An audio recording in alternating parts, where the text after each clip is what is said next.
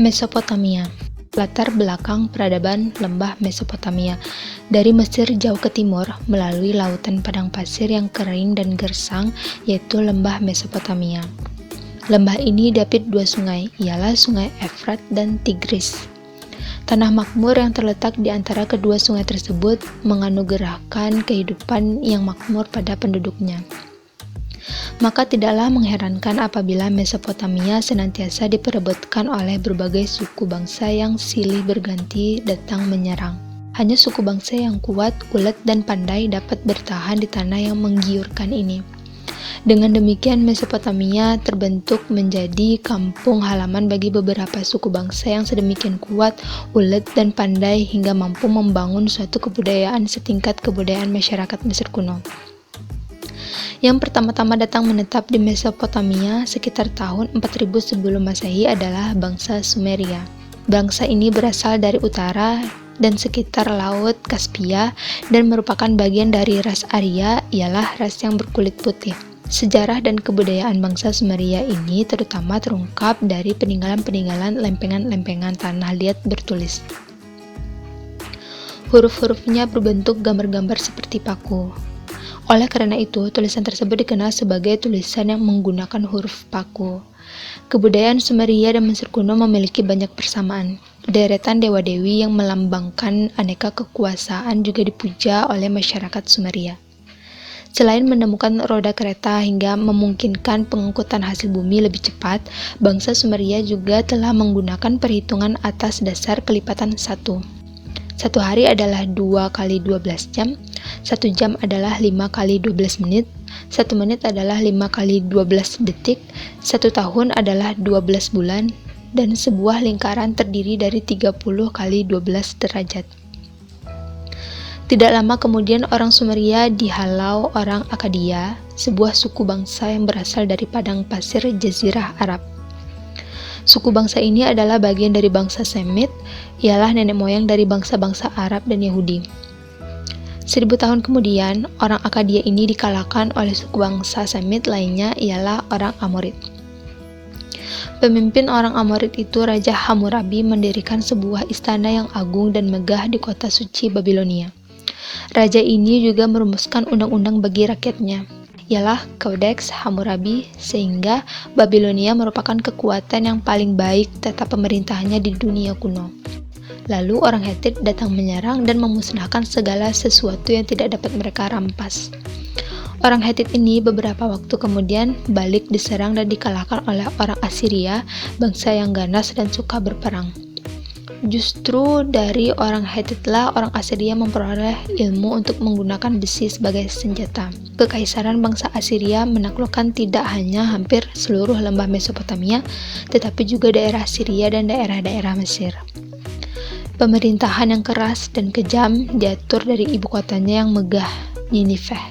Kebudayaan Assyria yang tinggi dan canggih tersebut di atas juga terungkap dari lempengan-lempengan tanah liat bertulis dengan menginformasikan berbagai ilmu, karya sastra, nyanyi-nyanyian, dan puji-pujian.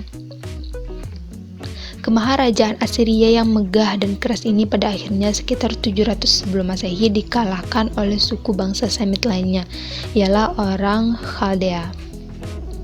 Orang Khaldea ini kemudian mewujudkan lagi kemaharajaan Babilonia baru dan menegakkan kembali ibu kota Babilonia.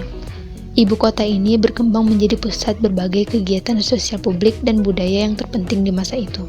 Nebukadnezar, raja yang terkenal dari kekuatan Khaldea ini, mendorong terselenggarakannya studi-studi ilmiah. Banyak pengetahuan bidang astronomi dan matematika modern berasal dari azas-azas pertama yang ditemukan oleh orang Khaldea. Sekitar 538 sebelum Masehi, sebuah suku bangsa yang kasar yang terdiri dari pengembala Persia menyerang Mesopotamia, tanah yang tua ini. Dengan demikian berakhirlah kemaharajaan Babilonia baru yang diwujudkan oleh orang Khaldea. 200 tahun kemudian, kekuasaan penggembala Persia ini dipatahkan oleh Alexander Agung dari Makedonia. Tanah tua yang masyarakatnya merupakan pembauran dari berbagai suku bangsa Semit menjadi sebuah provinsi Yunani. Selanjutnya bangsa Romawi datang, kemudian orang Turki. Mesopotamia, pusat kedua peradaban dunia, menjadi saksi bisu dari kisah-kisah agung dunia kuno. Mesopotamia kini adalah daerah dalam Republik Irak. Dengan demikian, dapat disimpulkan adanya 3 periode kebudayaan yang terdapat di lembah antara Sungai Efrat dan Tigris semasa sejarah dunia kuno. Ketiga periode ini adalah sebagai berikut. Periode pertama, prasejarah dan sejarah awal. Periode kedua, orang Sumeria dan orang Akkadia. Periode ketiga, kemaharajaan Babilonia dengan Wangsa Hammurabi 1830 sampai 1530 sebelum Masehi. Masa penjajahan bangsa Hetit 1530 sampai 1160 sebelum Masehi, masa penjajahan Assyria 1160 sampai 626 sebelum Masehi, pembentukan kemaharajaan Babilonia baru oleh orang Khaldea 625 sampai 539 sebelum Masehi. Kepercayaan masyarakat Mesopotamia adalah pemujaan terhadap gejala alam. Agama juga politeistis, terdapat 3 kelompok dewa yaitu Iriat yang terdiri dari Anu ialah langit, Baal ialah bumi, dan Ea ialah air. Seni bangunan masyarakat Mesopotamia terungkap melalui istana dan kuil. Pada umumnya, bangunan-bangunan tersebut kokoh dan gagah. Bangunan istana lebih menyerupai markas tentara. Istana ini dilengkapi gerbang-gerbang dengan menara-menara persegi yang kokoh dan kuat. Sebuah contoh adalah pintu gerbang Ishtar. Bangunan kuil dilengkapi dengan menara zigurat. Ornamen masyarakat Mesopotamia terutama terungkap melalui ubin-ubin keramik yang berwarna dan berglazur. Motif-motif pada ubin keramik ini menampilkan figur-figur geometris, juga motif flora seperti teratai, rozet, dan buah serikaya.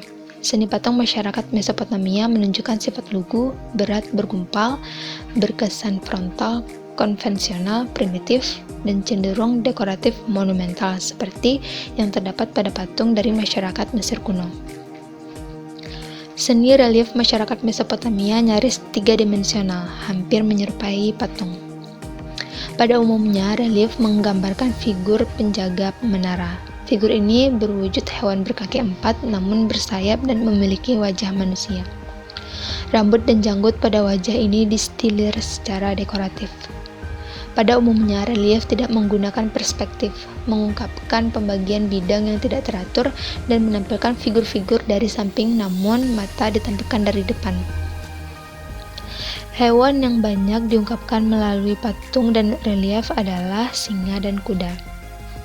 Kendati pun demikian, beda dengan di Mesir kuno, tidak terdapat peninggalan-peninggalan karya lukis.